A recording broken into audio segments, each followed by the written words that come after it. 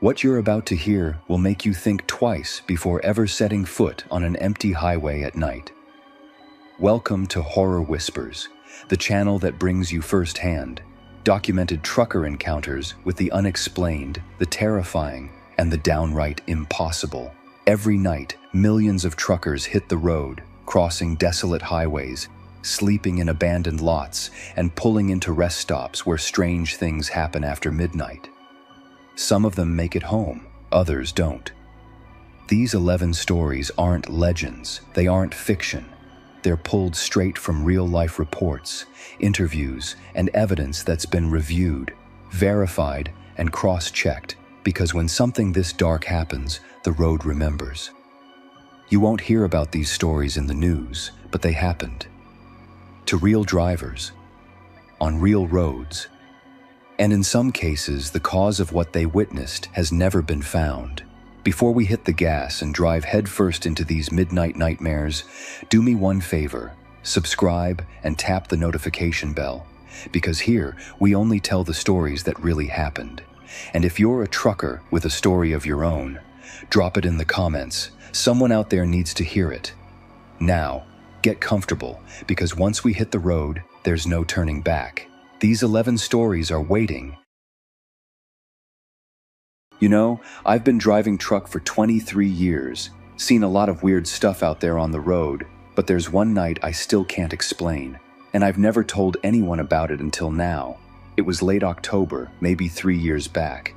I was hauling refrigerated goods down Interstate 80 through Nevada, one of those long, empty stretches where you can drive for an hour without seeing another soul, the kind of road that makes you feel like you're the last person on Earth.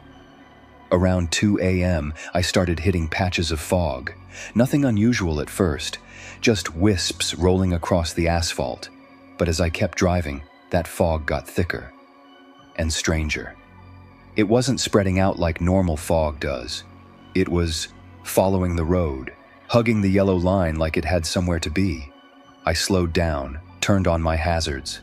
The CB was quiet, not even static. That should have been my first warning. There's always chatter on the CB, especially on Interstate 80. Truckers talking about speed traps, weather conditions, where to grab good coffee. But that night, dead silence. The fog kept getting thicker until I could barely see my own headlights cutting through it. I was doing maybe 30 miles an hour on a highway where I should have been doing 70. But here's the thing that still gives me chills. In my side mirrors, I could see clear road behind me. Crystal clear. Like the fog was only in front of my truck, moving with me. I pulled over at the next rest area, figured I'd wait it out. But when I stepped out of the cab, the air was clear. No fog anywhere. I could see stars, other trucks parked nearby, everything normal. But when I looked back at the highway, there it was. That wall of fog sitting right at the entrance ramp, waiting. I grabbed my coffee mug and walked over to another driver. Asked him if he'd seen the fog bank on the highway. He looked at me like I'd grown a second head, said the road was clear as glass for miles in both directions. I walked back to my truck and climbed into the cab. Soon as I started the engine and pulled back onto the highway, that fog rolled in again, thick as cotton, moving with me like it was tethered to my bumper.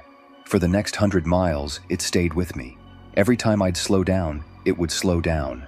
When I'd speed up, it would speed up, and the whole time, my CB radio stayed dead quiet, not even the sound of static.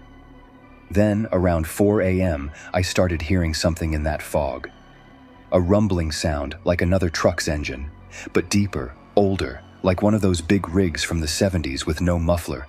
I couldn't see anything in my mirrors except that clear road behind me, but I could hear it getting closer.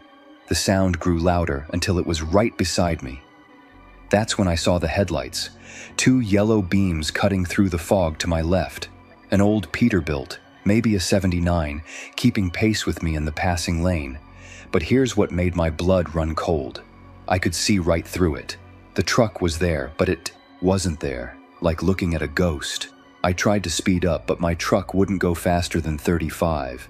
The engine was running fine, but it was like something was holding me back. That phantom truck stayed right beside me, matching my speed exactly. I could hear its engine, see its lights, but whenever I tried to look directly at it, it would fade just a little, like it was made of the same fog surrounding us.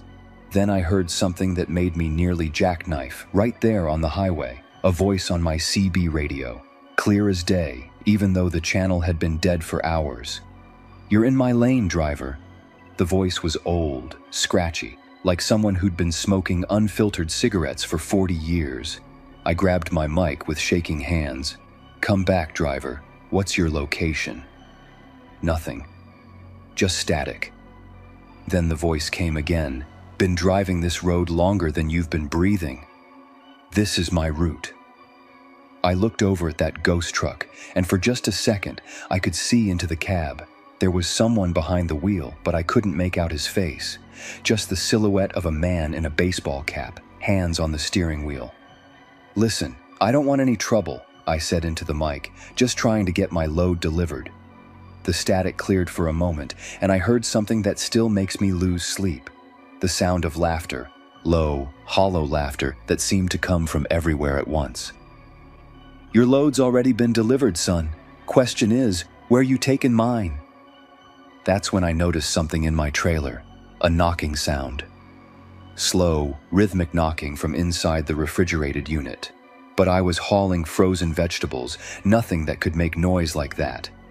The knocking got louder, more insistent, and with each knock, that ghost truck beside me became more solid, more real. I could see rust on its bumper, mud flaps swaying in the wind, chrome that had gone dull with age.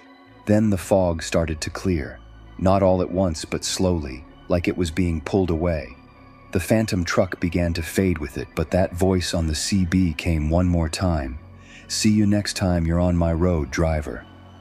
And next time, you won't be leaving." By sunrise, the fog was completely gone. My CB crackled back to life with normal chatter. Other trucks started passing me like nothing had happened. But when I stopped at the next way station, I checked my trailer. The lock had been broken from the inside. The vegetables were still there, still frozen, but there was something else, an old logbook, yellowed with age. The last entry was dated October 15th, 1979. Same route I was driving, same highway. The driver's name was Earl Hutchins, and according to that logbook, he'd been making the same run for 15 years. I did some research when I got home, found an old newspaper article about a trucker named Earl Hutchins who disappeared on Interstate 80 in Nevada back in '79. They found his truck a week later, jackknifed in a ditch, but they never found Earl. The article said he'd been driving that route for 15 years, knew it like the back of his hand. I still drive I-80 sometimes, can't always avoid it in this business, but I've never seen that fog again. At least, not yet, though sometimes on really quiet nights when the CB goes dead, I swear I can hear that old Peterbilt's engine rumbling somewhere out there in the darkness. And I always check my trailer locks twice now, because some loads find their own way home. There's a stretch of Highway 50 in Colorado that most drivers avoid if they can help it. They call it the loneliest road in America, and there's a good reason for that. But sometimes you don't have a choice. Sometimes the load you're carrying and the deadline you're facing means you take the road that's available, no matter what stories you might have heard. I learned that lesson 3 years ago on a run from Denver to Salt Lake City. It was my first time on that route, and I was making good time until my rig started acting up around sunset.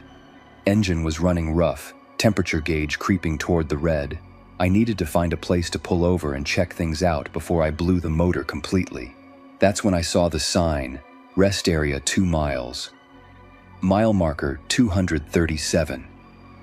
I'd never been so happy to see a rest stop in my life. Coasted in just as the sun disappeared behind the mountains, leaving everything painted in that purple twilight that makes the whole world look like a photograph. The place was bigger than I expected.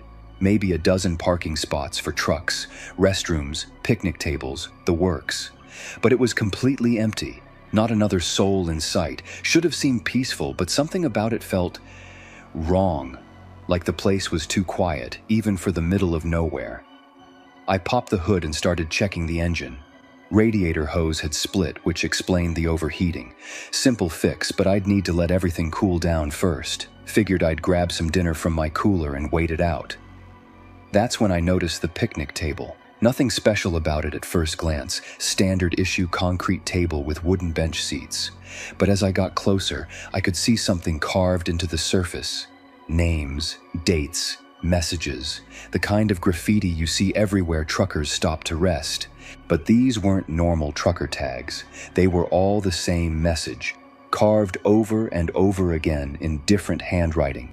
Still here at 2:37. Some of the carvings looked fresh, the wood still pale where the knife had bitten deep. Others were weathered, filled with dirt and moss like they'd been there for years. I counted maybe 30 different versions of the same message, scattered across every inch of that table. I was studying the carvings when I heard footsteps on gravel behind me. Engine trouble? I turned around and nearly jumped out of my skin. There was a man standing maybe 10 feet away. Older guy, maybe 60, wearing a flannel shirt and jeans that looked like they'd seen better decades. What spooked me wasn't that he'd appeared out of nowhere. It was his face. Something about it seemed faded, like a photograph that had been left in the sun too long. "Yeah," I said, trying to keep my voice steady. "Radiator hose. Should be able to fix it once things cool down." He nodded and walked over to look at my engine. Moved like he knew his way around a truck, which wasn't unusual. A lot of old-timers on the road who'd been driving since before I was born. "Name's Frank," he said, extending a hand. When I shook it, his skin felt wrong. Too cold, too dry, like shaking hands with old leather. "Bill," I said, "you broken down too?" He smiled, but it didn't reach his eyes. "Something like that. Been here a while now." "Where's your truck?" Frank pointed toward the far end of the rest area, where the parking spots disappeared into shadow. I squinted but couldn't make out any vehicles over there. "Old Pete 359, he said. "Beautiful truck. Been driving her for, must be going on 20 years now." We talked for a while about trucking, about the road, about the kind of loads we'd hauled over the years. Frank had stories from all over the country, and he told them like a man who'd been everywhere and seen everything. But there was something off about the details. He'd mention places that didn't exist anymore, truck stops that had been torn down years ago, CB channels that nobody used. As we talked, more truckers started showing up. They appeared one by one, walking out of the shadows like they'd been there all along. A woman named Sarah in a Kenworth ball cap. A young guy called Tommy who couldn't have been more than 25. An old Mexican driver named Luis who spoke English with a thick accent. All of them had the same faded look as Frank. All of them claimed to be having mechanical problems. And all of them kept mentioning mile marker 237 like it was some kind of landmark they'd been searching for their whole lives. "You ever been through here before?" Sarah asked me as we sat around that carved-up picnic table. "First time," I said. "Lucky you," Tommy laughed, but there was no humor in it. Most of us have been coming through here for years." "Decades," Luis added quietly. "That's when I started to get really uncomfortable. The way they talked about this place like they'd been stuck here forever. The way they all looked at me with expressions I couldn't quite read. The way the shadows seemed to be getting darker even though the moon was coming up." "I should probably get going," I said, standing up from the table. "Check on my engine." But when I walked back to my truck, the hood was already closed. I popped it open and checked the radiator hose. It was fine. Not just repaired, but brand new, like it had never been damaged at all. I started the engine and it purred like a cat. No rough idling, temperature gauge sitting right where it should be. Everything was perfect. Too perfect. I walked back to where the others were sitting, but they were gone. The picnic table was empty, the benches casting long shadows in the moonlight. I called out, "Frank? Sarah?" But my voice just echoed off the empty restroom building. That's when I decided to get the hell out of there. I climbed back into my cab and fired up the engine. As I pulled out of the rest area, I glanced in my side mirror and saw them all standing around that picnic table again, watching me leave. Frank raised his hand in a slow wave. I drove straight through the night, didn't stop until I hit Salt Lake City 12 hours later, delivered my load and tried to put the whole thing out of my mind.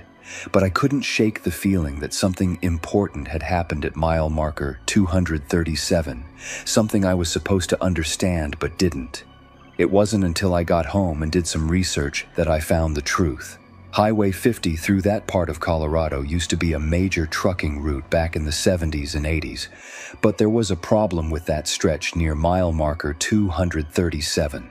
Truckers kept disappearing, not crashing, not breaking down, just vanishing. Their rigs would be found parked at the rest area with the engines still running, but the drivers were nowhere to be found. It happened so often that the state eventually rerouted the highway, built a new section that bypassed the area entirely. The old rest area was supposed to be closed down, but apparently nobody ever got around to blocking it off. I found newspaper articles about 5 of the missing drivers. Frank Morrison, 1981. Sarah Chen, 1984. Thomas Tommy. Walsh, 1986. Luis Hernandez, 1989. All of them disappeared at mile marker 237. All of them were found carved into that picnic table the next morning. Still here at 237 inches. I've driven that route twice since then, and both times I've taken the newer highway that goes around the area. But sometimes, late at night when I'm driving through Colorado, I'll catch myself looking for that rest area sign. Part of me wonders if they're all still there, waiting around that picnic table for the next trucker who needs help with his engine. And part of me wonders what would have happened if I'd stayed a little longer, if I'd carved my own name into that table, if I'd still been there when the sun came up. Some runs stick with you longer than others. Usually it's the good ones, perfect weather, easy load, truck running smooth as silk. But sometimes it's the runs that go wrong that you can't forget.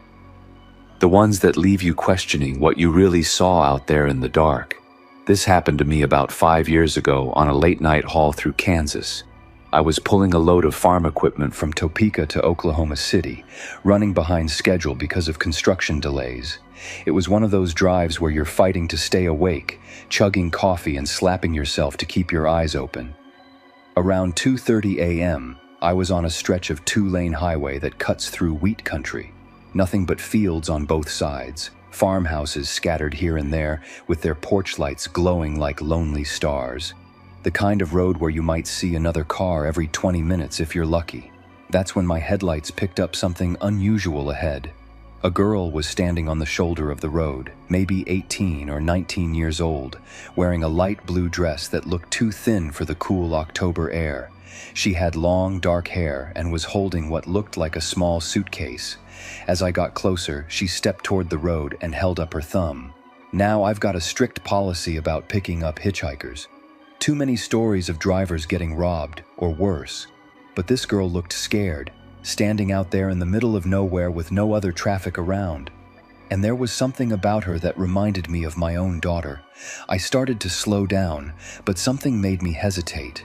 Maybe it was the way she was standing so perfectly still, or the fact that her dress wasn't moving in the wind that was strong enough to rock my trailer. Whatever it was, I kept driving. In my mirror, I watched her get smaller and smaller until she disappeared into the darkness behind me. But I couldn't shake the image of her face in my headlights, pale, desperate, and somehow familiar. About 10 miles down the road, I started feeling guilty. What kind of man leaves a young girl stranded on a dark highway in the middle of the night? My wife would have been ashamed of me. Hell, I was ashamed of myself. I found a wide spot in the road and turned around. The drive back took maybe 15 minutes, but when I reached the spot where I'd seen her, there was nobody there. I slowed to a crawl, scanning both sides of the highway. Nothing but empty road and wheat fields stretching out into the darkness. I pulled over and stepped out of the cab, thinking maybe she'd seen another ride and was hiding in the ditch or something. Called out a few times, but the only answer was the wind moving through the grain. That should have been the end of it. Should have climbed back in my truck and continued on to Oklahoma City. But as I was getting ready to leave, I noticed something in the gravel near where she'd been standing. A small piece of fabric, light blue, like the dress she'd been wearing. I picked it up and held it under my flashlight. The material felt strange, too old, too brittle, like it had been sitting in the sun for years. but I'd just seen her 20 minutes ago, and the dress had looked new. I pocketed the fabric and got back on the road, but I couldn't stop thinking about that girl. Something about the whole situation felt wrong, like puzzle pieces that didn't quite fit together. About 50 miles later, I stopped at an all-night truck stop to fuel up and grab some more coffee. The place was nearly empty except for one other driver and a bored-looking attendant behind the counter. While I was waiting for my tank to fill, the other driver, an older guy with a gray beard, walked over and struck up a conversation. We talked about the usual stuff: weather, road conditions, where we were headed. Then he mentioned something that made my blood run cold. "You come up Highway 160?" he asked. "Yeah, why?" "See anything unusual? Girl in a blue dress, maybe?" I stared at him. "How did you know that?" He leaned against my truck and shook his head. "Because I've seen her too. Twice now, both times on that same stretch of road. First time was maybe 3 years ago.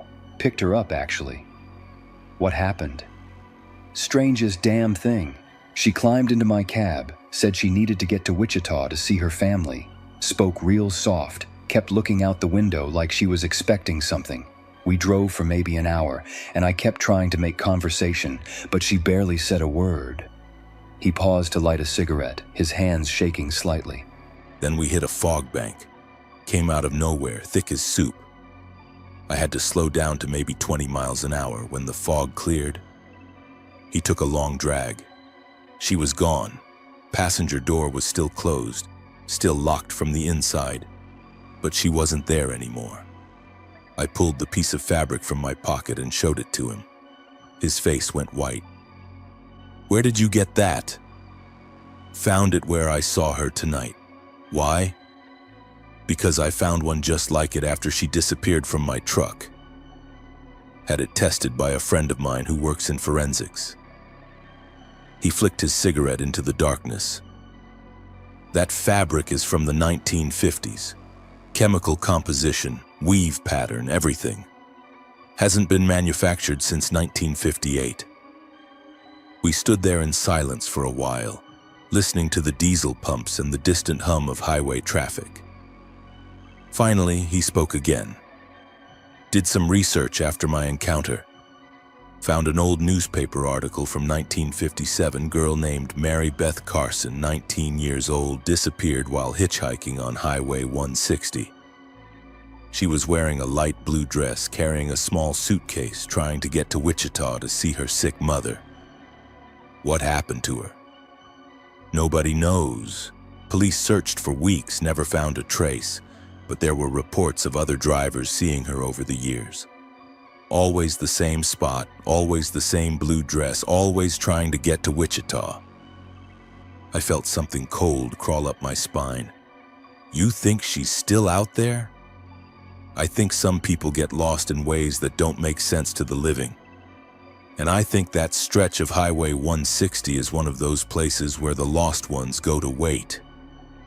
I finished fueling up and got back on the road, but I took a different route to Oklahoma City.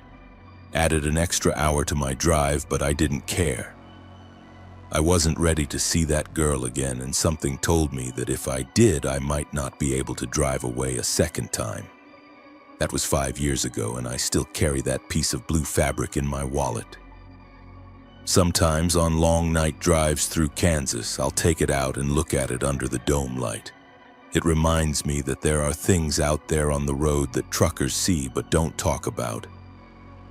Things that don't fit into the world we think we understand. I've driven Highway 160 twice since then, both times during daylight hours with other traffic around. Haven't seen her again, but I know she's still there. Still waiting for someone to take her home to Wichita, to a family that's been gone for 70 years. And sometimes late at night when the highway is empty and the CB is quiet, I wonder what would have happened if I'd stopped that first time. If I'd opened my passenger door and let her climb in. If I'd been the one to finally take Mary Beth Carson home. You spend enough time on the road, you get to know the voices on Channel 19. There's regulars who run the same routes, same times week after week. You start to recognize their call signs, their speech patterns, the stories they tell to pass the miles. It becomes like a second family scattered across thousands of miles of highway but connected by radio waves and diesel fuel. That's why what happened last winter shook me up so bad. Because I knew the voice I heard that night, and I knew it shouldn't have been possible. I was running a load of electronics from Chicago to Phoenix, taking Interstate 40 through the Arizona desert. Middle of February, dead of winter, but the desert gets cold at night in ways that surprise people. I had the heater running and the CB turned up, listening to the usual chatter between drivers heading east and west. Around midnight, just past Flagstaff, the regular conversation died down to almost nothing. That's not unusual. Late shift means fewer drivers on the road, and most of the regulars had probably found places to park for their mandatory rest breaks. But then I heard a voice I recognized. Call sign Desert Rose, and she was asking for a radio check. Breaker 19, this is Desert Rose looking for a radio check. Anybody got their ears on out there? I'd been hearing Desert Rose on and off for maybe 3 years. Always professional, always helpful with road conditions and weather updates. Had a voice like honey over gravel, tough but smooth. The kind of voice that made you feel safer somehow when you were driving alone through the dark. Desert Rose, you got the Midnight Cowboy here, I replied. You're coming in 5x5. How about eastbound traffic conditions? Thanks for the check, Midnight Cowboy. Road's looking good all the way to Albuquerque. No bears in the bushes, no construction delays. You stay safe out there. Standard trucker conversation. Nothing unusual about it except for one thing. I'd been to Desert Rose's funeral 6 months earlier. Her real name was Linda Martinez, and she'd been driving truck for 15 years before a drunk driver crossed the median on Interstate 10 near Tucson and hit her head on. Half the trucking community in Arizona showed up for the service. I'd met her in person twice at truck stops, and there was no mistaking that voice. But there it was, clear as day on Channel 19. I keyed my mic with shaking hands. Desert Rose, this is Midnight Cowboy again. Can I ask your 20? Mile marker 201 on Interstate 40 westbound, just past the Meteor Crater exit. Beautiful night out here. You can see every star in the sky. I checked my GPS. I was at mile marker 195, 6 miles behind her. If I pushed it, I could catch up in maybe 10 minutes. Part of me was terrified of what I might find, but I had to know. Desert Rose, I'm about 6 miles back of you. Mind if I catch up? Always nice to have company on these long desert runs. There was a pause before she answered. Sure thing, Midnight Cowboy. I'll keep it between the lines. For the next 10 minutes, I pushed my rig harder than I probably should have, watching for taillights ahead that never appeared. Mile marker 201 came and went with no sign of another truck. I kept calling on the radio, but Desert Rose had gone quiet. Then around mile marker 210, I heard her voice again. But this time, she wasn't talking to me. Breaker 19, this is Desert Rose with an important message for all drivers on Interstate 40 tonight. There's black ice forming near mile marker 237. I repeat, black ice at mile marker 237. Slow it down and keep your distance. I grabbed my mic. Desert Rose, this is Midnight Cowboy. Where are you now? I've been looking for your rig but can't seem to catch up. Silence for a moment then. Midnight Cowboy, you don't need to catch up to me. Just need you to pass along that message about the black ice. Other drivers need to know. Copy that, Desert Rose. But I'd still like to meet up if possible. Some meetings aren't meant to happen on this side of the road, Cowboy. You understand? I felt something cold settle in my stomach. Linda? Is that really you? Another long pause. When she spoke again, her voice sounded different. Sadder somehow, more distant. I've been trying to reach my dispatcher for 6 months, but they won't answer. Keeps saying the number's been disconnected and my family, they don't seem to hear me when I call. My hands were shaking so hard I could barely hold the mic. Linda, you were in an accident. Back in August. You didn't make it. That can't be right. I just talked to my daughter yesterday. She's starting college next month, needs help with tuition. I've got to keep running loads, got to keep earning. The sadness in her voice was breaking my heart. I'd met Linda's daughter at the funeral, a sweet kid who'd just graduated high school, devastated by losing her mom. Linda, your daughter's doing fine. The trucking community took up a collection. She's got a full scholarship now. She's safe. Silence stretched out for maybe 5 minutes. I was starting to think I'd lost the signal when her voice came back, quieter than before. Is she really okay? My little girl? She's more than okay. She's studying to be a nurse just like she always wanted. Says she wants to help people the way truckers helped her family after the accident. I could hear something that might have been crying, or maybe just static interference. Thank you for telling me that, Midnight Cowboy. I've been so worried. Linda, there's something else. About that black ice warning you gave. Mile marker 237. What about it? I'm at mile marker 220 now, and the temperature gauge in my cab shows 45 degrees, too warm for ice formation. Another pause. Check your calendar, cowboy. What's today's date? I looked at my dashboard display. February 18th. And what day did when was the accident? I remembered the funeral program. August 18th, 6 months ago today. Then you need to slow down at mile marker 237. There's going to be black ice there, and a drunk driver in a pickup truck is going to cross the median right at 2:47 a.m. I can't let anyone else go through what I went through. I checked my watch. 2:35 a.m. Mile marker 237 was maybe 15 minutes ahead at my current speed. How do you know this, Linda? Because I've been driving this same route every night for 6 months, trying to warn people, trying to prevent what happened to me from happening to anyone else. But most drivers can't hear me. You're the first one who's been able to have a real conversation. I slowed down to 55, then 50, then 45. Other drivers started passing me, but I didn't care. At 2:46 a.m., I reached mile marker 237. At exactly 2:47, a pickup truck with no headlights came screaming across the median, missed my front bumper by maybe 10 feet, and slammed into the concrete barrier on the other side of the highway. I stopped and called 911, but the driver was already gone. Paramedics said he'd been dead drunk, probably never knew what hit him. Desert Rose, you there? I called on the CB. Her voice came back one last time, fainter than before. Thank you for listening, Midnight Cowboy. Thank you for slowing down, and thank you for telling me about my daughter. Linda, will I hear from you again? Not on this channel, cowboy. I think it's time for me to find a different road. You take care of yourself out there.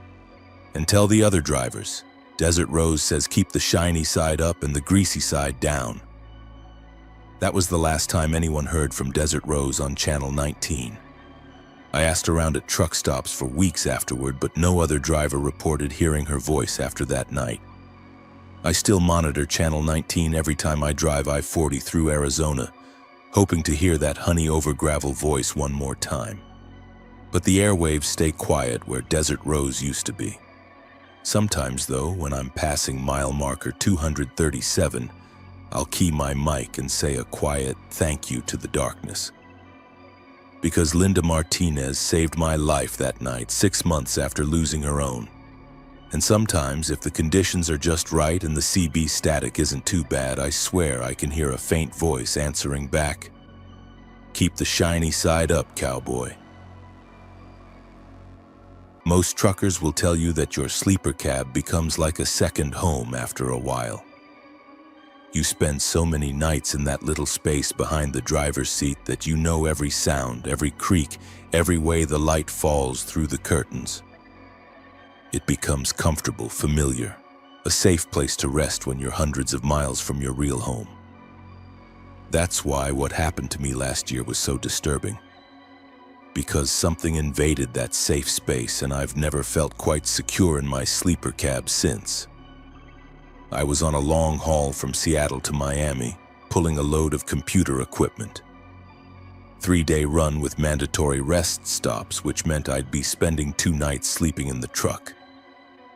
Nothing unusual about that. I'd done thousands of similar runs over my 15-year career. The first night went fine. Pulled into a truck stop outside Denver, grabbed dinner at the diner, took a shower, and settled into my sleeper around 10 p.m. Slept like a baby for 8 hours straight. The second night was different. I'd stopped at a smaller truck stop in eastern Kansas, one of those family-owned places that's been serving drivers for decades. Good food, clean showers, fair prices. The kind of place that makes you feel welcome even when you're just passing through. Around 11 p.m., I climbed into my sleeper cab and pulled the curtain closed. I had an early start planned for the next morning, so I wanted to get as much rest as possible. The truck stop was quiet, just a few other rigs parked nearby, and I felt relaxed as I settled into my bunk. That's when I noticed the mirror.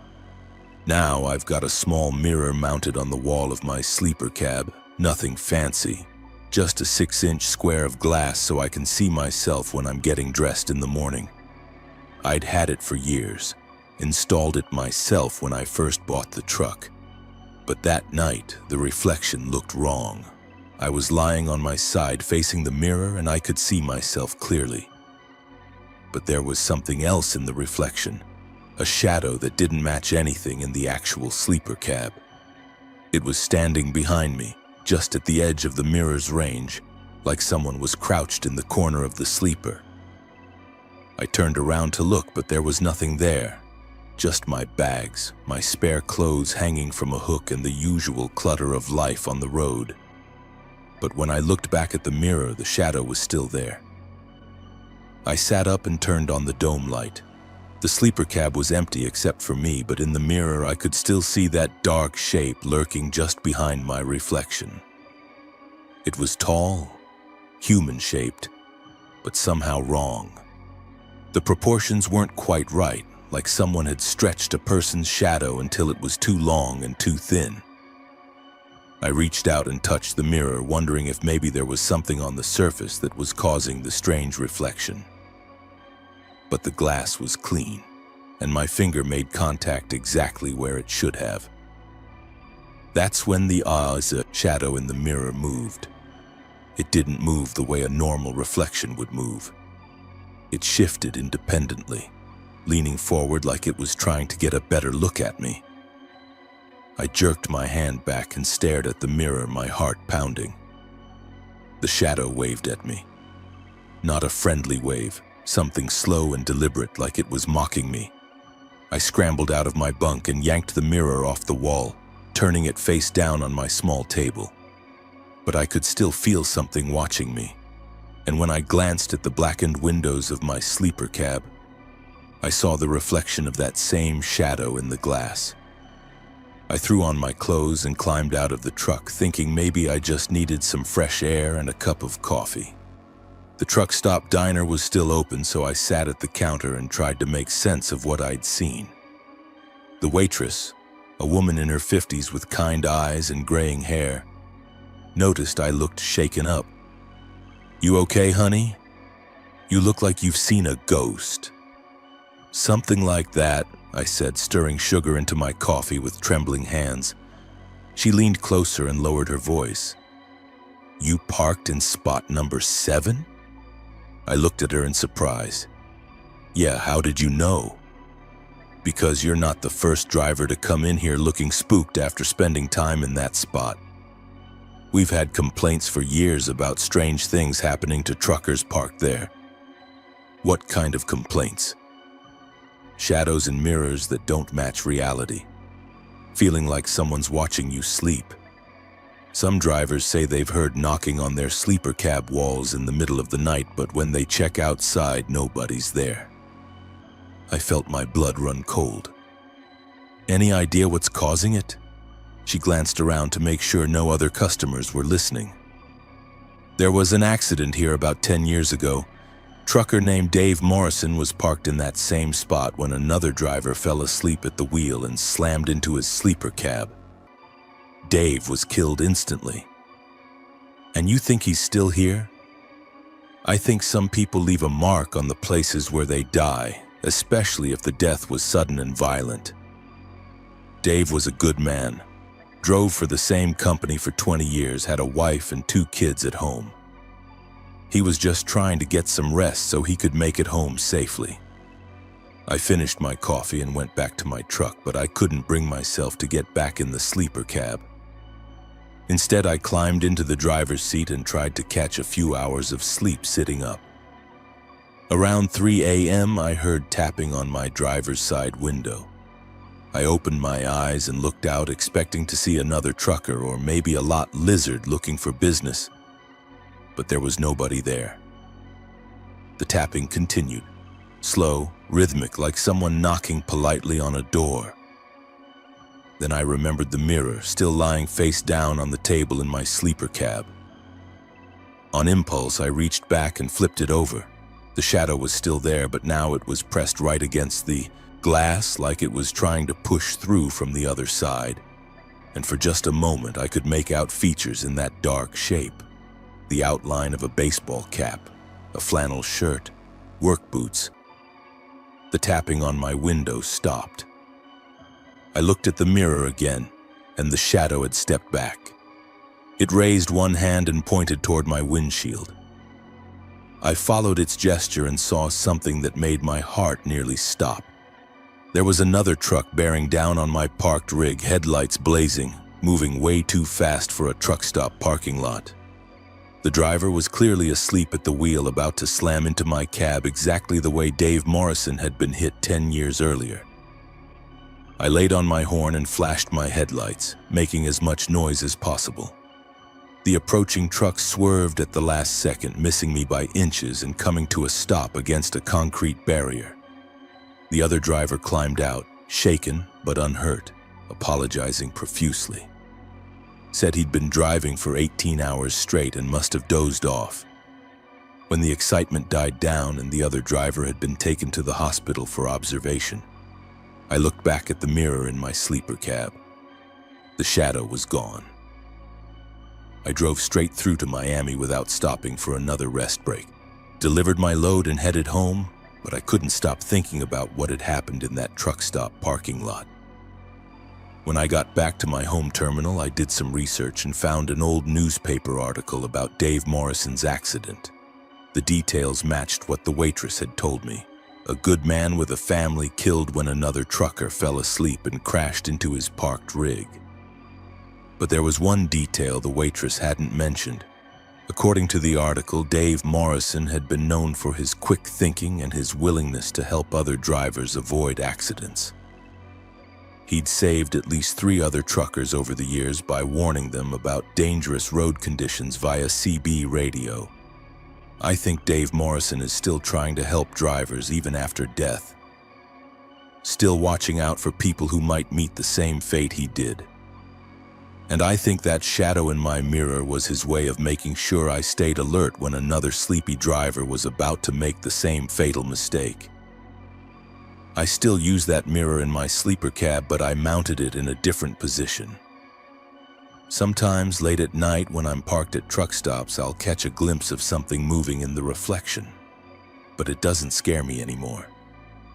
Because I know Dave Morrison is still out there, still keeping watch over drivers who are just trying to make it home safely to their families. There are some runs that every trucker knows to avoid if possible. Routes through mountain passes in winter, highways that cut through Tornado Alley during storm season, stretches of desert road where breakdowns can turn deadly. But there's one route that most drivers won't even talk about. A section of Interstate 80 through Nevada that old-timers call the Graveyard. I learned why they call it that 3 years ago on what should have been a routine run from Reno to Salt Lake City. It was late October and I was hauling a load of casino equipment, running night shift to avoid the heavy tourist traffic during the day. The weather was perfect. Clear skies, no wind, temperature in the 60s. The kind of night that makes you love being a trucker. Around midnight, I was making good time through the Nevada desert when I noticed headlights in my mirrors. Nothing unusual about that. Other truckers run the same routes, same schedules. But these lights stayed exactly the same distance behind me for miles, never getting closer, never falling back. I tried slowing down to let them pass, but they slowed down too, sped up, and they matched my speed perfectly. After about 20 minutes of this, I grabbed my CB mic. Breaker 19, this is Reno Runner to the driver behind me on eastbound 80. You got your ears on back there? Nothing but static. I tried again. Come on back, driver. Just wondering if you need to get around me or if there's a problem with my rig. Still nothing. I checked my mirrors again and the headlights were still there, maintaining that same perfect distance. But now I noticed something strange. They looked old. Not the bright white LED lights that most modern trucks use, but the yellowish glow of older halogen bulbs. That's when I saw the second set of headlights. They appeared out of nowhere in my passenger side mirror, running parallel to me in the passing lane. But when I looked out my window, there was nothing there. Just empty highway stretching out into the desert darkness. A third set of lights appeared behind the first truck, then a fourth, then a fifth. Within minutes, I was looking at a full convoy of ghost trucks in my mirrors, maybe 8 or 10 rigs running in perfect formation, their headlights casting no light on the actual highway. I keyed my CB again, my voice shaking this time. Breaker 19, this is Reno Runner. I've got multiple trucks showing up in my mirrors, but I can't see them on the actual road. Anybody else seeing this? A voice crackled back through the static, old, tired, speaking with an accent I couldn't place. Evening, Reno Runner. This is Lead Dog. We've been waiting for you. Waiting for me? I don't understand. You're running our route, son. The route we've been running for 30 years. We just wanted to welcome you to the convoy. I looked in my mirrors again. The lead truck was closer now, close enough that I should have been able to see its grille in my headlights. But there was nothing there except empty road. What convoy? I don't see any trucks out here. A different voice came on the radio, younger, with a slight southern drawl. That's because we're not exactly on the same road as you, if you catch my drift. But we're still running our loads, still trying to make our deliveries. More voices joined in, introducing themselves with call signs I'd never heard. Midnight Express, Desert Phantom, Ghost Rider. Each voice sounded like it was coming from a different era. Some with the clipped professional tone of old-school truckers. Others with the casual slang of more recent generations. How long have you all been out here? I asked. Time works different when you're running the Ghost Highway, said Lead Dog. Some of us have been at it for decades. Others are newer to the route. Ghost Highway? The road that runs parallel to the living world, son. Same routes, same destinations, but we're carrying different cargo now. I was starting to understand, and the understanding filled me with a cold dread.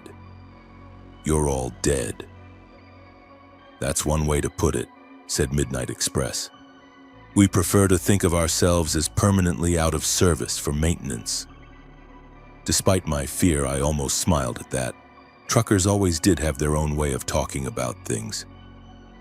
What happened to you? Different things, said Desert Phantom. I jackknifed in a snowstorm back in '89. Lead Dog here went off the road during a dust storm in '75. Ghost Rider had a heart attack at the wheel just last year. But we all died on this stretch of I-80, added the southern voice.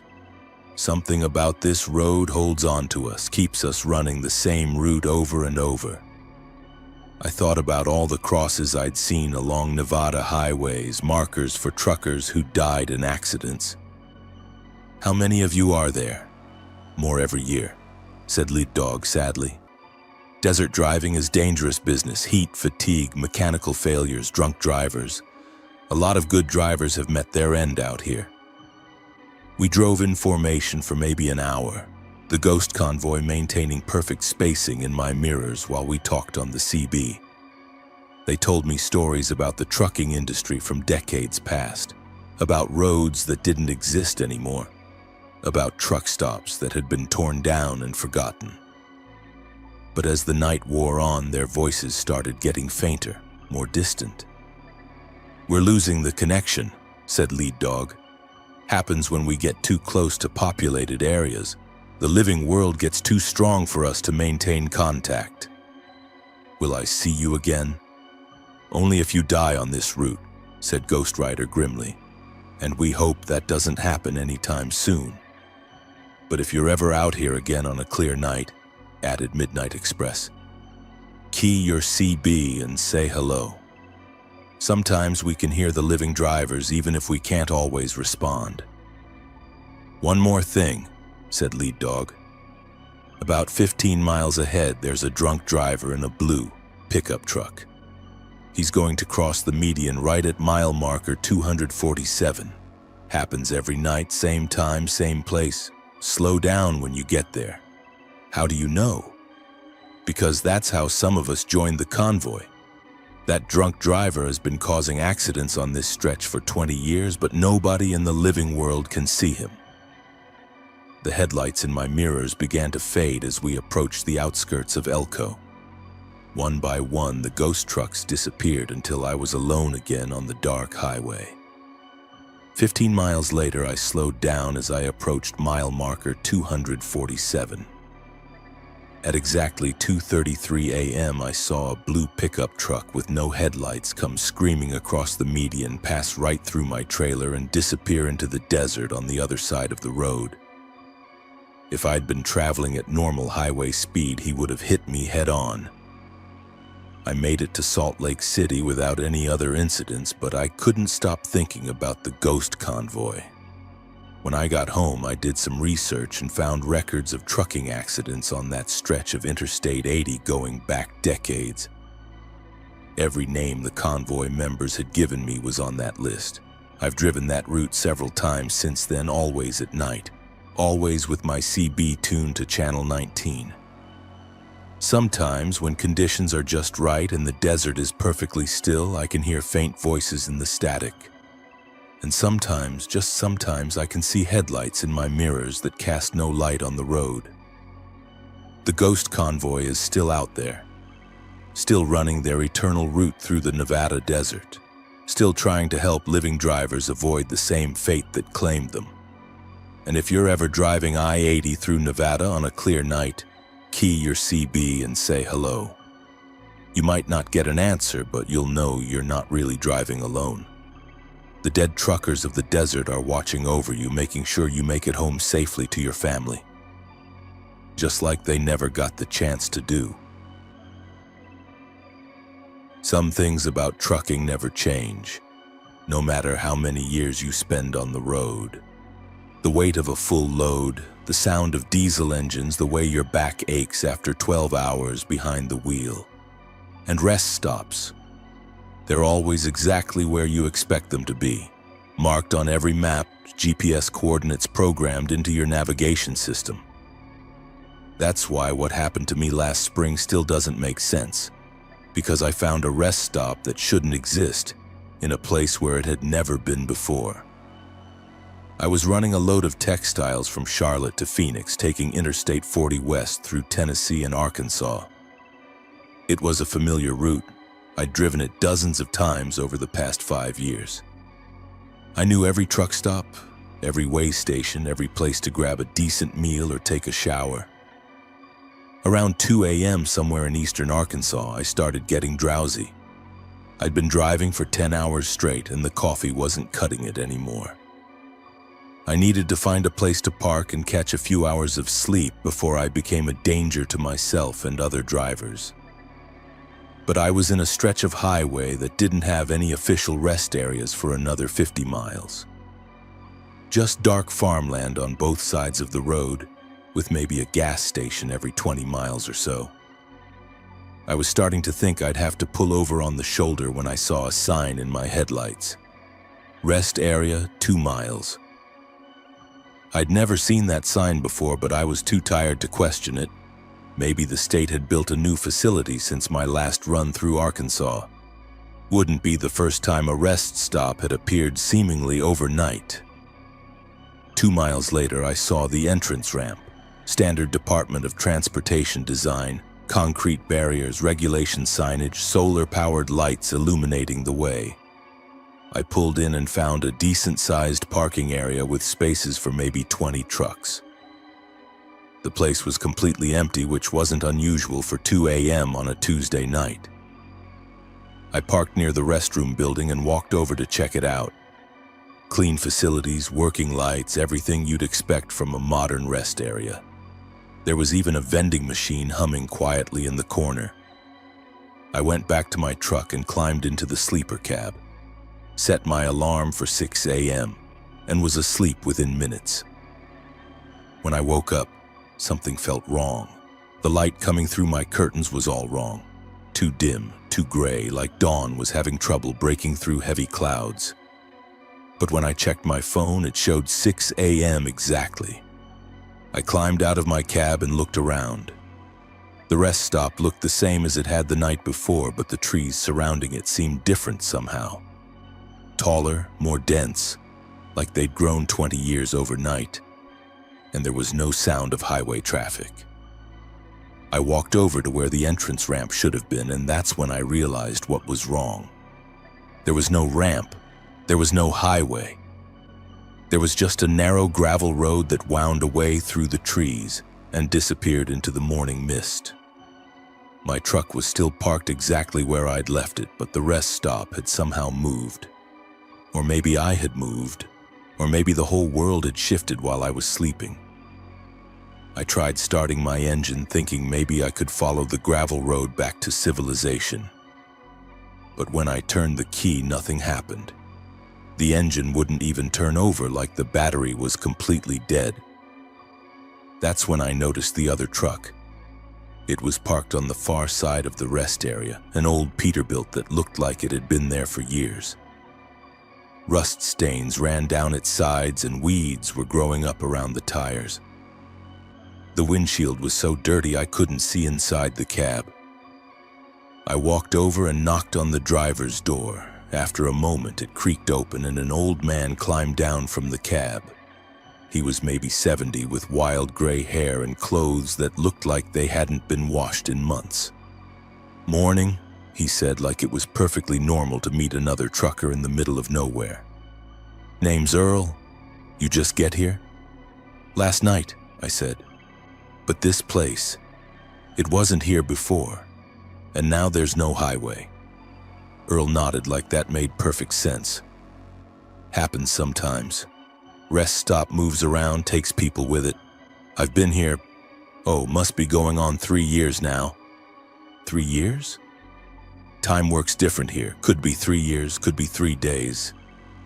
Hard to tell when the sun never seems to get above the trees. I looked up and realized he was right. The light had that perpetual dawn quality, like the sun was always just about to rise but never quite made it. How do we get back? That's the question, isn't it? Earl scratched his beard. "I've tried following that gravel road maybe 100 times. Sometimes it leads back to the highway. Sometimes it just loops around and brings you right back here. And sometimes what? Sometimes it leads to other places, other rest stops that shouldn't exist. I've seen truck stops from the 1960s that are still serving coffee and pie. Highway rest areas that were torn down decades ago but are somehow still operating." He pointed toward the restroom building. "Facilities always work. Vending machine never runs out of snacks. It's not a bad place to be stuck as far as limbo goes. Limbo? That's what I figure this is, some kind of way station for truckers who got lost between one place and another. Maybe we took a wrong turn, maybe we fell asleep at the wheel and this is some kind of coma dream. Or maybe we're dead and this is what passes for truckers' heaven. The thought chilled me. I'm not dead. Neither am I, far as I can tell. But that doesn't mean we're entirely alive either. We sat on a picnic table and talked for what felt like hours. Earl told me about other drivers who'd ended up at the moving rest stop over the years. Some had found their way back to the real world after a few days. Others had been there for months or years, still trying to figure out how to leave. Earl said, "The trick is not to try too hard. The more you force it, the more stuck you get. Sometimes you just have to wait for the rest stop to decide it's time to let you go." Around what might have been noon, though the light never changed, I heard the distant sound of a diesel engine. A truck appeared on the gravel road heading toward us, a modern Kenworth pulling a refrigerated trailer. The driver parked near my rig and climbed out, looking as confused as I had felt that morning. Young guy, maybe 25, with the wide-eyed expression of someone whose world had just stopped making sense. "Where am I?" he asked. "I was on I-40 headed for Little Rock, and now there's no highway." Earl and I exchanged glances. "Welcome to the club, son," Earl said. We spent the rest of the day trying to explain the situation to the new arrival, a driver named Mike who'd been hauling produce from California to Georgia. He went through the same stages of disbelief and acceptance that I had experienced. That night, as we sat around talking about trucking and life and the strange nature of reality, I noticed something changing. The gravel road was getting wider and I could hear the distant sound of highway traffic. "It's time," Earl said quietly. "Time for what?" "Time for some of us to go home." I looked toward the gravel road and saw headlights in the distance, real highway traffic moving at interstate speeds. The road was transforming back into an entrance ramp, connecting once again to the main highway. "What about you?" I asked Earl. He shook his head. "Not yet. Maybe not ever, but you two are still needed out there in the real world. Got families waiting, loads to deliver." Mike and I fired up our trucks, and this time the engines started without any problems. We followed the newly reformed entrance ramp back to I-40, and within minutes we were surrounded by normal highway traffic, normal road signs, normal reality. I looked in my mirrors as we merged with traffic, but there was no sign of the rest area. Just dark farmland and the occasional billboard advertising truck stops 50 miles ahead. Mike and I kept in touch via CB radio for the rest of that run, comparing notes about what we'd experienced. We both agreed it had been real, but we also agreed that no one would believe us if we told the story.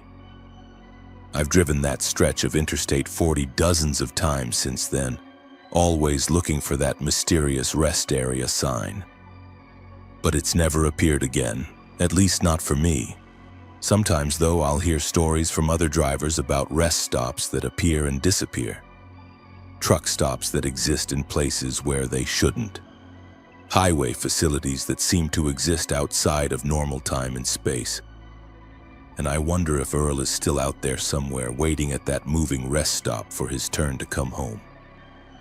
Still helping confused drivers understand that sometimes the road takes you places that don't appear on any map, still waiting for the rest stop to decide it's time to let him go. There's an unwritten rule in trucking about fueling up in the middle of the night at unfamiliar truck stops. You keep your head down, you mind your own business, and you get back on the road as quickly as possible. Because that's when you meet the people who only come out in the dark, the ones who have nowhere else to be and nothing better to do than bother drivers who are just trying to make a living. I learned that rule the hard way 2 years ago on a run through western Texas. I was hauling machine parts from Houston to Albuquerque, running behind schedule because of construction delays on Interstate 10. By the time I hit the stretch of highway between San Antonio and El Paso, I was looking at driving straight through the night to make my delivery window. Around 3 a.m., my fuel gauge was showing less than a quarter tank. In that part of Texas, truck stops can be few and far between, so when I saw the neon signs of a pilot station ahead, I pulled in without hesitation. The place was nearly deserted, just my truck and maybe 2 others parked near the back of the lot. The convenience store was brightly lit but looked empty except for a clerk behind the counter who was probably counting the minutes until his shift ended. I pulled up to the diesel pumps and started the fueling process. Standard routine: insert my fuel card, select the grade, start pumping. The kind of thing I'd done thousands of times before without giving it a second thought. That's when I noticed the man watching me from across the pump island. He was standing next to pump number 6, but there was no truck near him. Just an empty concrete pad where a vehicle should have been. He was maybe 50 years old, wearing dirty work clothes and a baseball cap pulled low over his eyes. Nothing particularly unusual about his appearance, except for the way he was staring at me with an intensity that made my skin crawl. I tried to ignore him and focus on fueling my truck, but I could feel his eyes on me the whole time. When I glanced over, he was still there, still staring, still standing next to that empty pump like he was waiting for a truck that would never come. My tank was about half full when he started walking toward me. "Evening," he said, his voice gravelly like he'd been smoking for decades. "Nice rig you got there." "Thanks," I replied, not making eye contact. I'd learned that engaging with strange people at truck stops usually led to requests for money, rides, or other things I couldn't provide. "You heading west?" "That's right." "Mind if I ask what you're hauling?" Now that was a question that raised red flags. Legitimate truckers might ask about your destination or your company, but cargo details were usually kept private for security reasons. "Just machinery," I said vaguely. He stepped closer and I caught a whiff of something unpleasant. Not just body odor, but something else. Something that reminded me of roadkill that had been sitting in the sun too long. "I used to haul machinery," he said. "Drove for Peterson Manufacturing out of Dallas for 15 years. Good company, good benefits. Till I had my accident." I glanced at him out of the corner of my eye. "Sorry to hear that." "Happened right here, actually. Well, not right here at this truck stop, but about 10 miles down the road. Blowout on my steer tire, lost control. Went off into the median. Truck rolled 3 times before it stopped." The fuel pump clicked off, indicating my tank was full. I started to replace the nozzle, eager to get back on the road and away from this conversation. "That must have been rough," I said, trying to sound sympathetic while moving toward my cab. "Oh, it was more than rough," he said, following me. "It was fatal." I stopped walking and looked at him directly for the first time. His face was pale in the fluorescent lighting, and there was something wrong with his eyes. They didn't reflect the light the way they should have. "Fatal?" "Died on impact, according to the paramedics. Broke my neck when the cab crushed in. Been coming to this truck stop every night since then, trying to find another driver who can help me finish my run." I felt something cold crawl up my spine. "What kind of help?" "I was hauling a load of industrial equipment to Phoenix, never got delivered. Company wrote it off as a total loss, insurance paid out. Everybody moved on, but I can't move on, you see. Can't rest until that load gets where it's supposed to go." I looked around the truck stop, suddenly very aware of how isolated we were. The other trucks I'd seen when I arrived were gone, and the convenience store clerk was nowhere to be seen. "Listen, I'd like to help, but I've got my own load to deliver." "I know where my trailer is," he continued as if I hadn't spoken.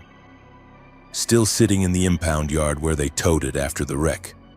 Equipment's probably rusted solid by now, but that's not the point. The point is finishing what I started." He reached into his pocket and pulled out a folded piece of paper, a bill of lading that looked like it had been sitting in water for months. The ink was smeared and the paper was falling apart, but I could make out enough details to see it was legitimate. Peterson Manufacturing to a construction company in Phoenix, dated 2 years ago. "You take this," he said, pressing the soggy document into my hand. "You go to that impound yard and tell them you're there to pick up Earl Hutchins' load. Tell them you're finishing his run." The paper felt wrong in my hand, too cold, too wet, like it was dissolving as I held it. "I can't just pick up someone else's cargo. There are laws, regulations. There are laws for the living," he said. "Different rules apply when you're trying to help the dead." I looked at the bill of lading again, and the ink seemed to be moving on the page, rearranging itself into new words, new destinations. When I looked up, Earl Hutchins was gone. I spun around, searching the truck stop lot, but there was no sign of him. It was like he'd vanished into the night air. I climbed into my cab with shaking hands and fired up the engine. As I pulled away from the fuel pumps, I glanced in my mirrors and saw him standing under one of the overhead lights, watching me leave. He raised his hand in a slow wave, and I could see that the flesh was hanging loose from his bones like he'd been dead for years. I drove straight through to Albuquerque without stopping, delivered my load, and tried to forget about Earl Hutchins and his unfinished run. But the bill of lading was still in my pocket, still damp and cold even hours later. When I got home, I did some research. Found a newspaper article about a truck driver named Earl Hutchins who died in a rollover accident on Interstate 10 in western Texas. The details matched everything he'd told me. Peterson Manufacturing, industrial equipment bound for Phoenix. Single vehicle accident caused by a tire blowout. The article mentioned that his load had been impounded and eventually sold for scrap when no one claimed it. I've driven past that pilot station maybe a dozen times since then, but I've never stopped there again.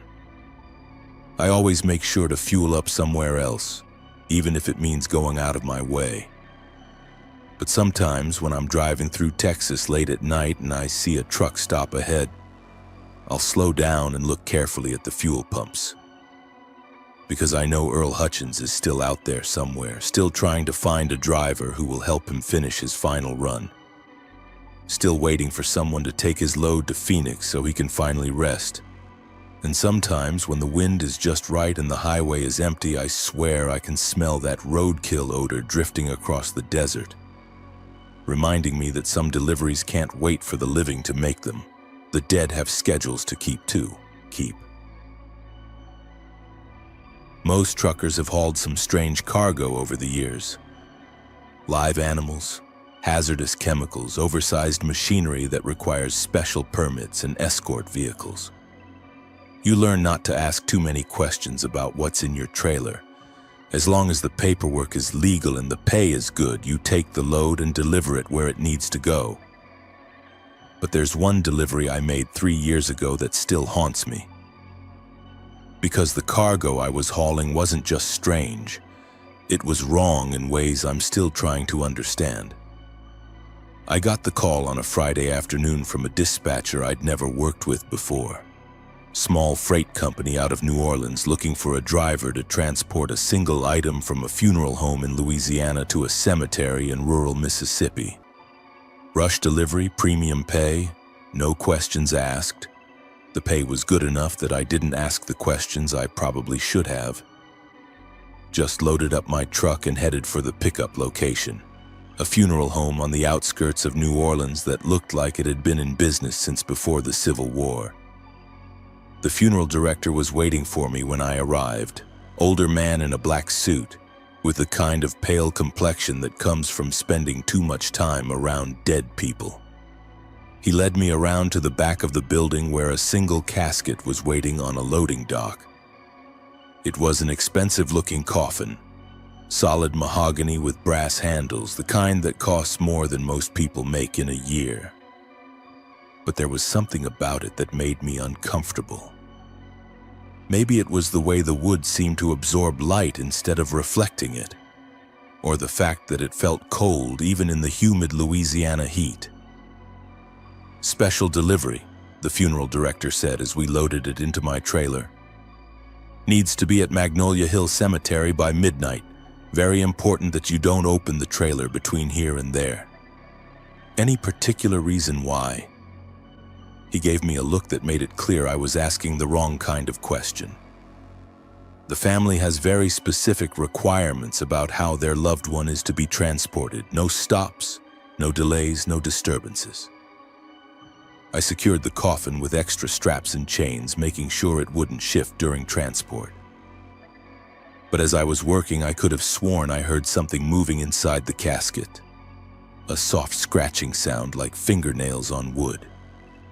"Is there supposed to be?" I started to ask.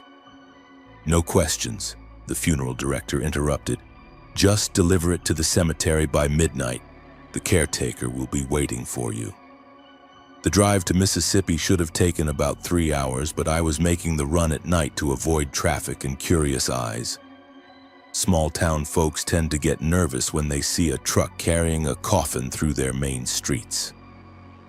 For the first hour, everything went normally. Good weather, light traffic, truck running smooth. I had the CB turned up and was listening to the usual late-night chatter between drivers heading east and west on I-10. Then around 10 p.m., I started hearing sounds from my trailer. At first, I thought it was just the normal creaking and settling that happens when you're hauling a heavy load. But as I listened more carefully, the sounds became more distinct. Tapping, scratching, and something that sounded almost like knocking. I pulled over at the next truck stop and walked back to check my trailer. Everything looked secure. The doors were still locked, the seals were intact, and the coffin was exactly where I'd left it. But when I put my ear to the trailer wall, I could definitely hear movement inside. A rational person would have called the funeral home and asked for instructions. But the funeral director had been very clear about no stops, no delays, no disturbances. And the pay was too good to risk by asking uncomfortable questions. I got back in my cab and continued driving toward Mississippi. The sounds from the trailer got louder as the night wore on. By 11 p.m., it sounded like someone was banging on the inside of the coffin with both fists. But that was impossible. The funeral director had told me the deceased was being transported to their final resting place. Dead people don't bang on coffin lids. Do they? Around 11:30, I reached the turnoff for Magnolia Hill Cemetery. It was a narrow gravel road that wound through thick woods, barely wide enough for my truck. Spanish moss hung from the oak trees like ghostly curtains, and my headlights seemed dimmer than usual in the oppressive darkness.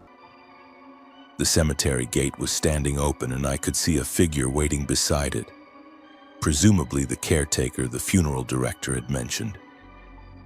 But as I got closer, something about the man made me uneasy. He was tall and thin, dressed in clothes that looked like they were from another century, and he moved with the slow, deliberate gait of someone very old or very sick. I backed my trailer up to the cemetery's maintenance building where the caretaker indicated I should unload. The sounds from inside the coffin had stopped completely, which should have been a relief, but somehow made me more nervous. "Right on time," the caretaker said in a voice that sounded like wind through dry leaves. "She's been waiting for you." "She?" "The passenger you're carrying. She's been very eager to arrive." I opened my trailer and started loosening the straps that held the coffin in place.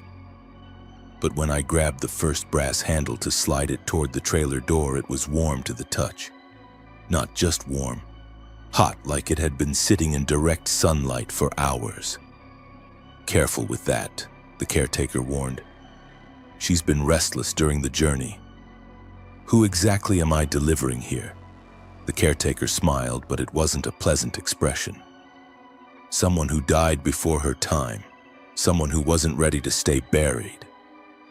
As we maneuvered the coffin out of my trailer, I could feel it vibrating slightly, like there was something alive inside trying to get out.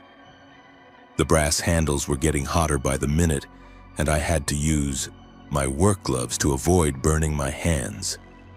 We carried the coffin to a freshly dug grave about 50 yards from the maintenance building.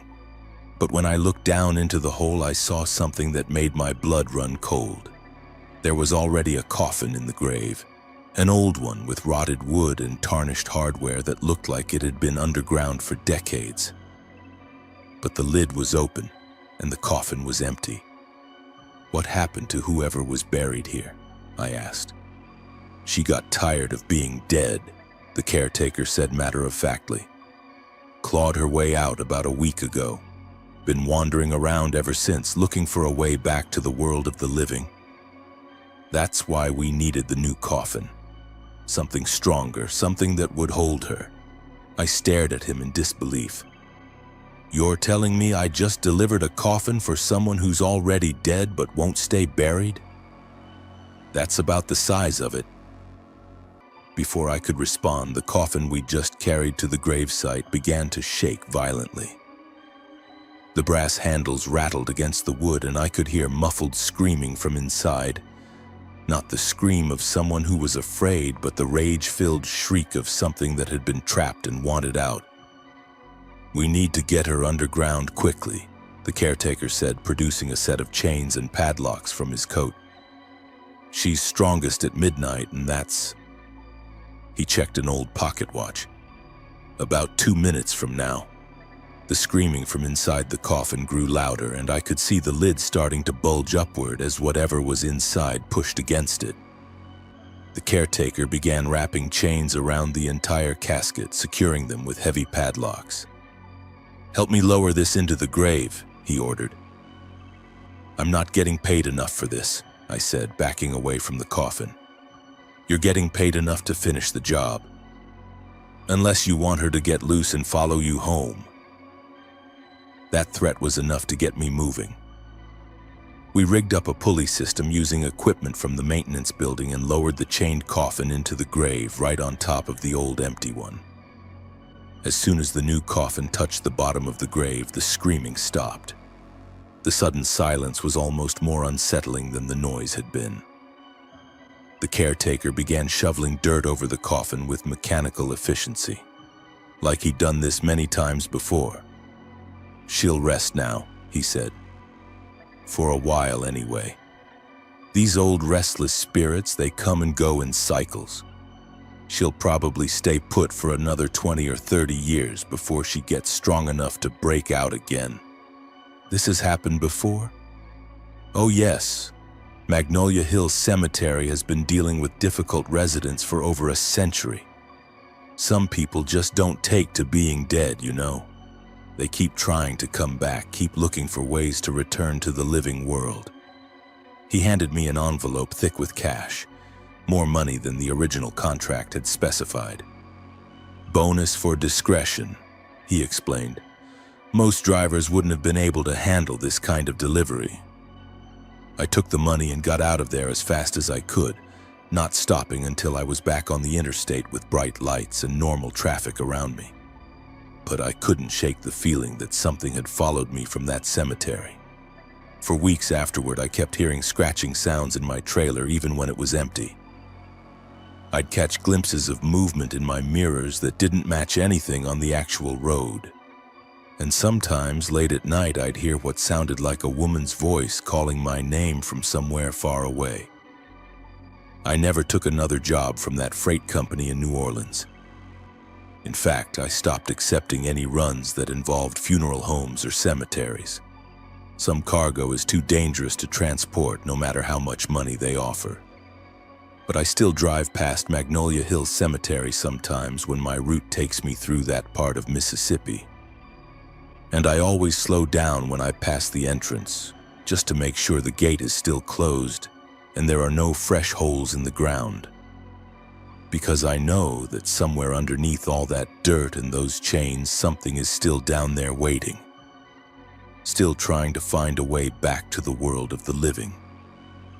And I pray that when she finally breaks free again, she doesn't remember the trucker who delivered her back to her grave. After 20 years of driving truck, you think you've hauled every kind of cargo imaginable. Electronics, food products, raw materials, manufactured goods.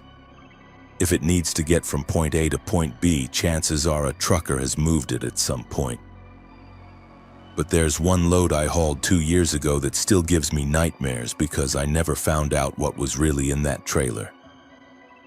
I got the call on a Tuesday morning from a broker I'd worked with before. High priority shipment, excellent pay, but the details were vague.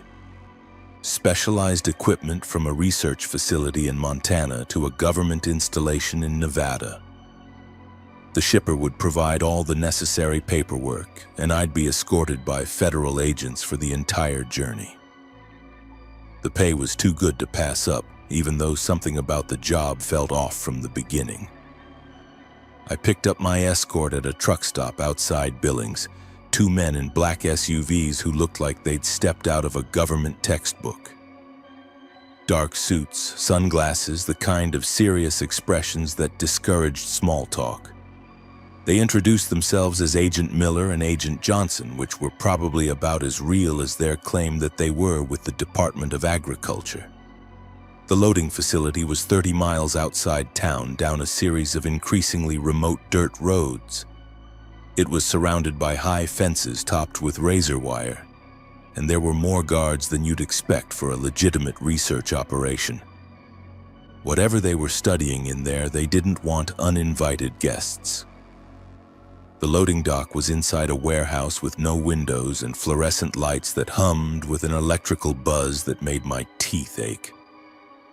A forklift brought out a single crate, maybe 8 feet long, 4 feet wide, and 3 feet tall. Heavy gauge steel construction with air holes drilled in the sides and warning labels I couldn't read from a distance. "What exactly am I hauling?" I asked Agent Miller as they loaded the crate into my trailer. "Biological specimens," he said without looking at me. "Nothing dangerous, but they require climate-controlled transport and minimal disturbance." The crate was secured with extra straps and chains, more than seemed necessary for its size. But what really bothered me were the air holes. If this was just preserved specimens or research samples, why would they need ventilation? We hit the road around noon, my truck sandwiched between the 2 government SUVs. The agents had given me a route that avoided major highways and population centers, adding maybe 6 hours to what should have been a 12-hour drive.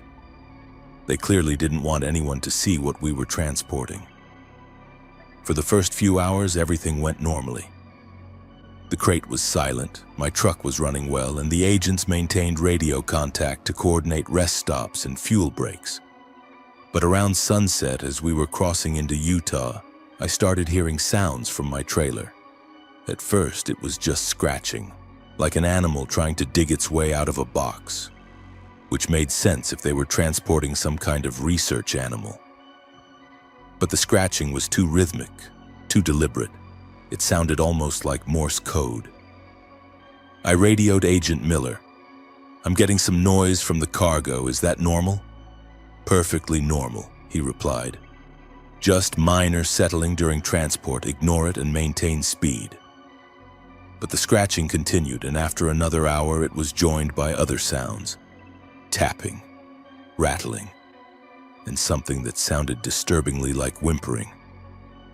Around 10 p.m., we stopped at a truck stop for fuel and food. I tried to get a closer look at my cargo while the agents were inside paying for gas, but they'd positioned their vehicles so I couldn't access my trailer doors without being seen. Agent Johnson appeared beside me before I could take 2 steps toward the back of my truck. "Problem, driver. Just wanted to check on the cargo, make sure everything's secure." "Everything's fine. We'll handle any inspections that are necessary." But as we stood there talking, I could hear the scratching getting louder. And now there was a new sound, a low moaning that definitely wasn't coming from any preserved biological specimen. "What the hell is in there?" I asked. Agent Johnson's hand moved to his jacket, where I could see the outline of a shoulder holster. "Nothing that concerns you. Your job is to drive. Our job is to worry about the cargo." We got back on the road, but the sounds from my trailer were getting impossible to ignore. The scratching had become frantic clawing. The moaning had turned into what sounded like sobbing, and every few minutes there would be a loud bang like something was throwing itself against the walls of the crate. Around midnight, as we were crossing a particularly desolate stretch of Nevada desert, the banging became constant. Whatever was in that crate was fighting to get out with desperate intensity. I grabbed my CB radio. "Agent Miller, I think we've got a problem back here. The cargo is getting seriously agitated. Maintain speed and ignore the disturbance. We're almost at the delivery point. This doesn't sound like biological specimens. This sounds like something alive and scared." There was a long pause before Agent Miller replied. "Driver, you're being paid to transport cargo, not to ask questions about its nature. Continue to the destination and you'll receive your payment. Start asking too many questions and this becomes a national security issue." The threat was clear, but I was starting to think I'd gotten myself involved in something illegal. Maybe animal smuggling, maybe something worse. The sounds from my trailer were becoming more desperate by the minute, and my conscience was telling me I needed to find out what I was really hauling. At the next rest area, I told the agents I needed to use the restroom. But instead of going into the building, I circled around and approached my trailer from the blind side. The agents were focused on the front of my truck, so I had maybe 2 minutes before they noticed I was missing. I climbed onto the trailer and looked down through one of the air holes in the crate. What I saw inside will haunt me for the rest of my life. It wasn't an animal. It wasn't preserved specimens. It was a person, a young woman, maybe 25 years old, curled up in the corner of the crate. She was conscious, terrified, and when she saw my face at the air hole, she started sobbing and reaching toward me. "Please help me," she whispered. "They took me from the facility. They said I was contaminated, that I had to be relocated, but this isn't relocation. This is something else." I could see injection marks on her arms and strange burns on her skin that looked like they might have been caused by radiation exposure. Whatever had been done to her at that research facility, it had left her in bad shape. "What's your name?" I whispered back. "Sarah. Sarah Chen. I was a lab technician in Billings. There was an accident, some kind of exposure incident, and they told my family I died. But I didn't die. I just changed." "Changed how?" Before she could answer, I heard Agent Johnson calling my name from the front of the truck. I climbed down from the trailer and walked back toward the restroom, trying to look casual. "Everything okay?" Agent Miller asked when I returned. "Just needed a break. Ready to finish this run." But I wasn't ready. I was sick to my stomach thinking about that terrified woman locked in a crate in my trailer. Whatever had happened to her at the research facility, she was still human, still deserving of basic rights and dignity. For the next 2 hours, I tried to figure out what to do. I could try to overpower the agents and free Sarah, but they were armed and I wasn't.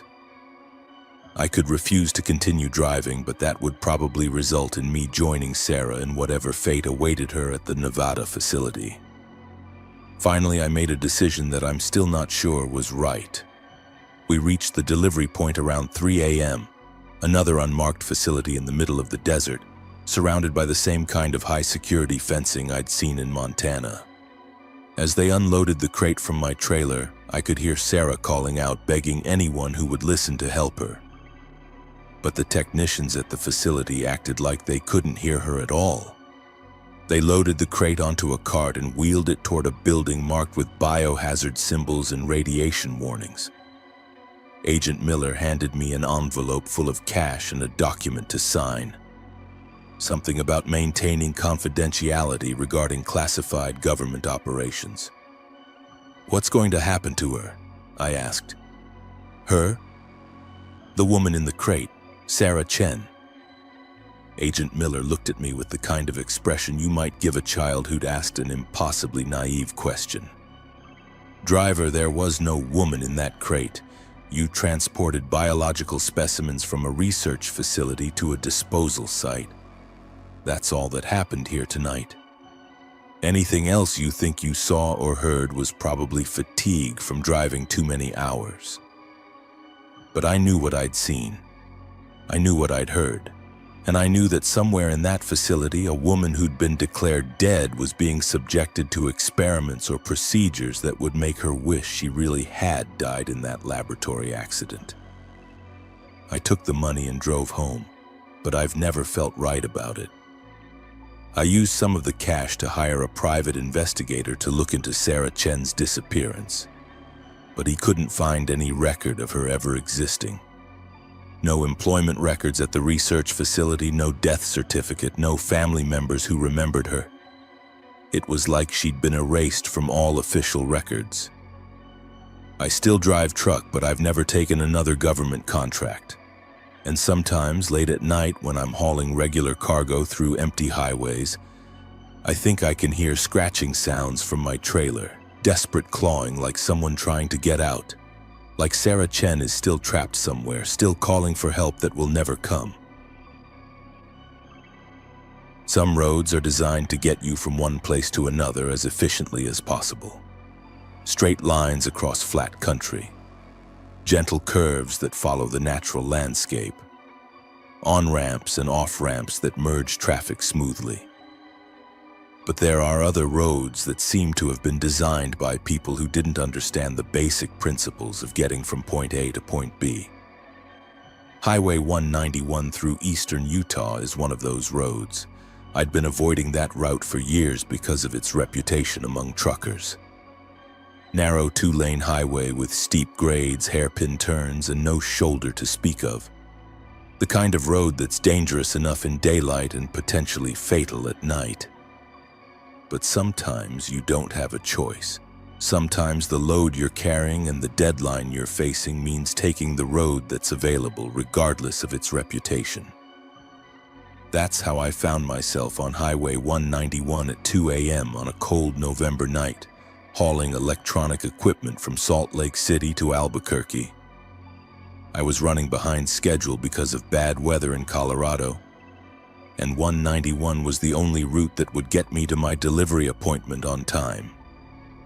The first sign that something was wrong came about 30 miles south of I-70. I passed a mile marker that read, Mile 247, which seemed normal enough.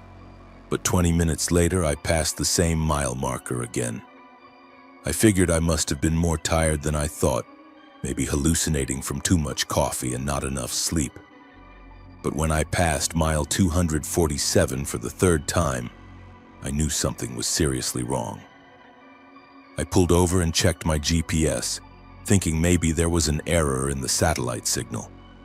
But according to the device, I was making steady progress south on Highway 191, exactly where I should be. No indication that I was driving in circles or retracing my route. But the mile markers told a different story. Mile 247, mile 246, mile 245, then, inexplicably, mile 247 again. I tried calling dispatch on my satellite phone, but I couldn't get a signal. Tried the CB radio, but there was nothing except static. It was like I'd driven into some kind of dead zone where normal communication systems didn't work. For the next 2 hours, I kept careful track of the mile markers, writing down each number as I passed it. The pattern was always the same. I'd make progress for maybe 10 miles, passing markers 247 down to 237. Then suddenly I'd be back at mile 247 with no memory of turning around or changing direction. Around 4 a.m., I started seeing other vehicles on the road. A pickup truck with Wyoming plates, a motorcycle with a rider wearing no helmet, a sedan that looked like it was from the 1980s. But every time I tried to get closer to another vehicle, it would disappear around a curve or over a hill, leaving me alone again on the endless loop of Highway 191. That's when I started noticing the details that should have been obvious from the beginning. The landscape never changed. I was driving through the same stretch of red rock desert over and over again, passing the same distinctive formations, the same twisted juniper trees, the same abandoned ranch buildings. It was like someone had created a 10-mile section of highway and programmed it to repeat infinitely. The fuel gauge in my truck should have been dropping steadily, but it remained exactly where it had been when I first noticed the mile marker problem. My odometer should have been recording hundreds of miles, but it stayed frozen at the same reading. And most disturbing of all, the clock on my dashboard had stopped at 2:17 a.m. I was trapped in some kind of temporal loop, driving the same stretch of road over and over again while time stood still around me. Around what should have been dawn, but with the sky remaining stubbornly dark, I decided to try something different. Instead of following the highway when it curved to the left at mile 242, I drove straight ahead, leaving the pavement and heading out into the desert. My truck bounced and lurched over the rough terrain, but I kept driving, determined to break free of whatever force was keeping me trapped on that stretch of highway. I could see the road curving away to my left, but I continued straight, putting miles of empty desert between me and Highway 191. After maybe 20 minutes of off-road driving, I crested a small hill and saw a pavement ahead.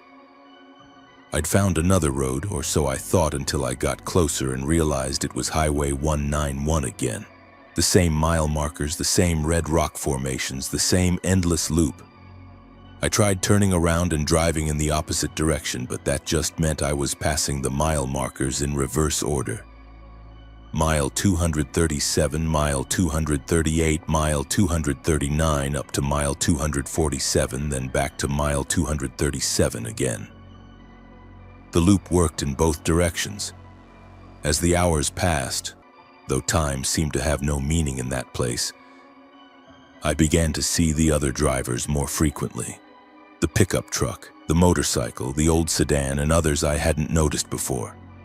A semi-truck pulling a livestock trailer, a van with out-of-state plates, a sports car that looked like it was going way too fast for the conditions. But when I tried to signal them on my CB radio or flash my lights to get their attention, they never responded. They just kept driving their own routes through the loop, as trapped as I was, but seemingly unaware of their situation. I started to wonder how long I'd been there. Hours, days, years? Without any way to measure the passage of time, it was impossible to know. My body didn't seem to be getting hungry or tired, and my truck never needed fuel. It was like I'd been frozen in a single moment, doomed to repeat the same 10-mile stretch of highway forever. Then, just as I was starting to give up hope, I saw something different. A figure standing beside the road at mile 244, waving at passing traffic. As I got closer, I could see it was an old man in work clothes holding what looked like a road flare. He was clearly trying to flag down drivers, but the other vehicles just drove past him like he wasn't there. I pulled over and rolled down my window. "You can see me," he said, sounding surprised. "Of course I can see you. What's going on here? Why can't I get off this road?" "Because you're stuck in the loop, same as the rest of us. Been here since 1987 when I broke down and walked off into the desert looking for help. Never found any, but I found my way back to the road eventually." He climbed into my passenger seat, and I could see that his clothes were faded and worn, like he really had been wearing them for over 30 years. "How many others are there?" "Maybe 20 vehicles all told. Some have been here longer than me. There's a trucker in a 76 Peterbilt who's been driving this loop since the Carter administration. And there's others who are newer. A family in a minivan who got trapped here just last year." "But why? What's keeping us here?" The old man shrugged. "Nobody knows for sure. Some kind of anomaly in the space-time continuum, maybe. Or maybe this stretch of road exists in some kind of limbo between the real world and somewhere else. All I know is that once you're in the loop, the only way out is to find the exit." "What exit?" "There's a moment, just as you're passing mile 241 when the road splits. Most of the time, you can only see the main highway. But sometimes, if conditions are just right, you can see a side road branching off to the east. Take that road and you'll find your way back to the real world. How often does this exit appear? That's the problem, it's unpredictable. Sometimes it shows up several times in a row. Sometimes it's hidden for months. You just have to keep driving and keep watching, hoping you'll be looking in the right direction at the right moment. We drove together for what felt like hours, with the old man pointing out landmarks and telling me about the other trapped drivers. He tried to communicate with them over the years, but most seemed to be in some kind of trance state, unaware that they were repeating the same route endlessly. "Why are we different?" I asked. "Why can we see each other when the others can't?" "I think it has to do with how long you've been here. Takes a while to accept the reality of the situation. Most drivers spend their first few days thinking they're just lost or having GPS problems. It's only after you've been in the loop for a while that you start to understand what's really happening." Then, as we approached mile 241 for maybe the 100th time, the old man grabbed my arm. "There," he said, pointing to the right side of the road. "Do you see it?" I looked where he was pointing and saw a narrow dirt road branching off from the main highway. It was barely visible in my headlights, like it was fading in and out of existence. "Take it!" the old man urged. "Take it now before it disappears." I yanked the steering wheel to the right and felt my truck leave the pavement. The dirt road was rough and narrow, but it was definitely leading away from Highway 191. Behind us, I could see the main road continuing its familiar curve to the left. We drove for maybe 10 minutes through increasingly rugged terrain, and then I saw lights ahead, the familiar glow of highway traffic. Real highway traffic with vehicles moving at normal speeds in both directions. I merged onto what turned out to be Highway 6 about 50 miles east of where I'd originally left Highway 191. My dashboard clock jumped back to life, showing 6:42 a.m. My fuel gauge dropped to where it should have been after hours of driving. My satellite phone immediately started beeping with missed messages from dispatch. The old man was gone. When I looked over at the passenger seat, there was no sign that anyone had been sitting there. I pulled over and tried to make sense of what had happened. According to my GPS, I'd lost about 4 hours somewhere in the desert. According to my logbook, I was running late for my delivery appointment. But I was back in the real world, on a real highway, with normal traffic flowing around me. I never tried to find Highway 191 again, and I've never met another driver who admits to experiencing anything like what happened to me that night. But sometimes when I'm driving through Utah or other remote areas, I'll catch a glimpse of a road in my peripheral vision that doesn't show up on any map. And I wonder if that old man is still out there, riding with different drivers, helping them find the exit from whatever temporal loop they've stumbled into. Still trying to guide lost truckers back to the world where time moves forward and roads lead somewhere other than back to where you started.